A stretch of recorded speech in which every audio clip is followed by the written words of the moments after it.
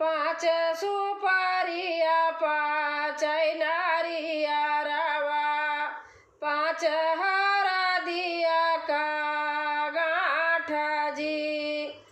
पाँच सुपारिया पाँच नारिया रवा, पाँच हरा दिया का गाँठ जी।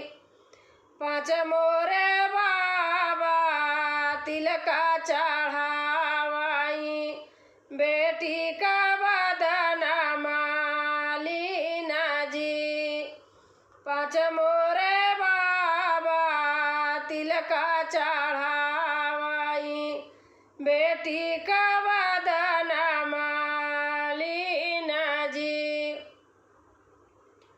की तोरे बेटी रे सोनवा धूमिला भाई, की रे स्वामी तोरा छोटा जी। की तोरे बेटी रे सोनवा धूमिला भाई, की रे स्वामी तोरा छोटा जी। की रे बेटी तोरी चुनरी धूमिला भाई, की रे तेरा लहंगा ओछरे। की रे बेटी तोरी चुनरी धूमिला भाई, की रे बेटी तोरा लहंगा ओछ जी। नाई मोरे बाबा सोनवा धूमिला भाई, नाई मोरा स्वामी छोटा जी। नाई मोरे बाबा सोनवा धूमिला भाई, नाई मोरा स्वामी छोटा जी। नाई मोरे बाबा चुनरी धूमिला भाई, नाही भाई लहंगा ओछ जी।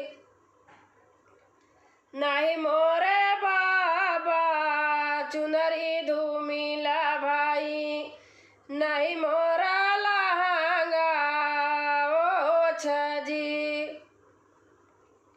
एक कासुरवा से चुक मोरे बाबा, स्वामी सवरा गोरा जी।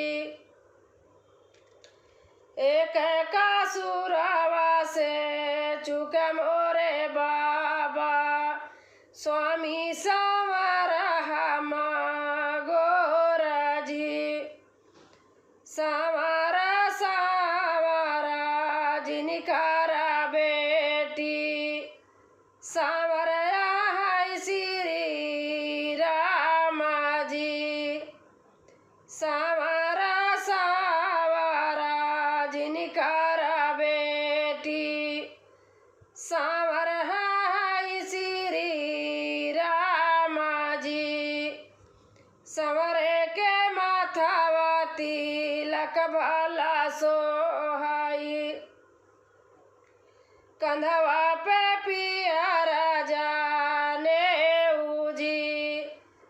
संवरे के माथावा तिलक भला सोहाई, कंधवा पे पियरा जाने जी। दोस्तों अच्छा लगा होगा तो कमेंट में जरूर बताएं।